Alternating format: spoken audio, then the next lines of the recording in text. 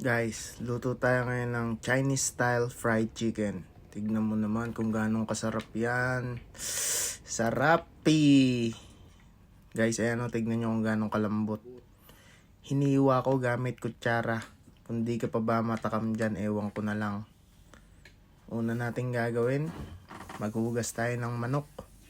Yan, kalkalin nyo siya sa loob. Tapos lamas-lamasin nyo yung labas.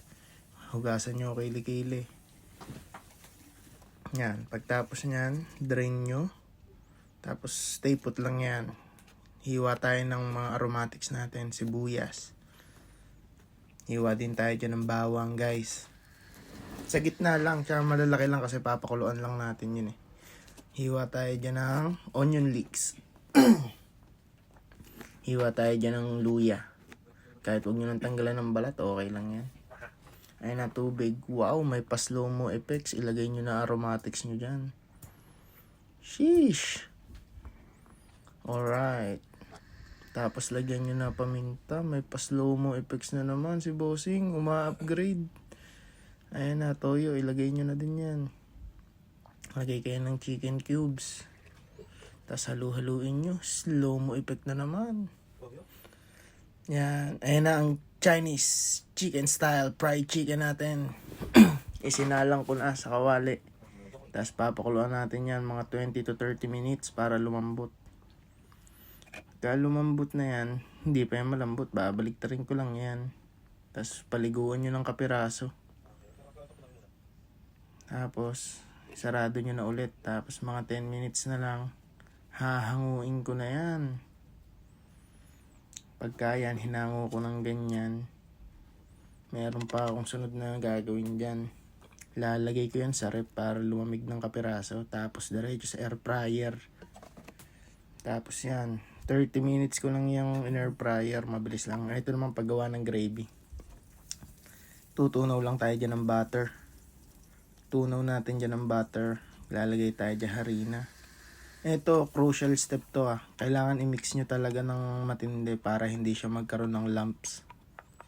Yan. Igaganan lang natin yan. Mikis-mikis lang. Tornado, guys.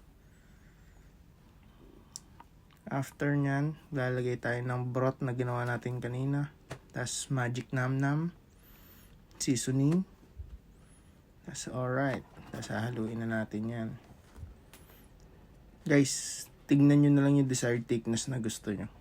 Ako hindi ko pa makuha kaya iniikot-ikot ko pa. Tapos lagyan natin ng paminta para masarap. Tapos yan, kumukulo na ng matindi. Okay na yung thickness na gusto ko. Ilalagay na natin yan, sasali na natin. Wow, napakabisa. Mas masarap pa yan sa sauce sa gravy ng Jollibee. Ito na. Naluto na ang ating in air fryer na manok. Chinese style fried chicken. Yan isa sa mga food cooking ideas na pwede nyong magamit. Tignan nyo naman ganong kalambot. Tuwan-tuwa nga dyan si girlfriend nung nakita niya yan. Tapos food trip na kami dyan. Papabilisin ko na lang ng parang ganan. Ay hindi pa pala. Ako pala muna. Kukuha muna ako ng isang piece ko dyan. Yan. Matakam kayo guys. Kasi ito na, food trip pa na. Pinas forward ko na. Talaga namang napakasarap. Ubos naman ang sinaing tsaka ang bahaw eh. Tignan nyo naman, may sabaw pa. Guys, kaya huwag nyong kalimutan kung nagustuhan nyo itong video na to. Huwag nyong kalimutan mag-follow sa akin. Tapos i-heart nyo na din itong video natin. Follow nyo ako guys. Alright.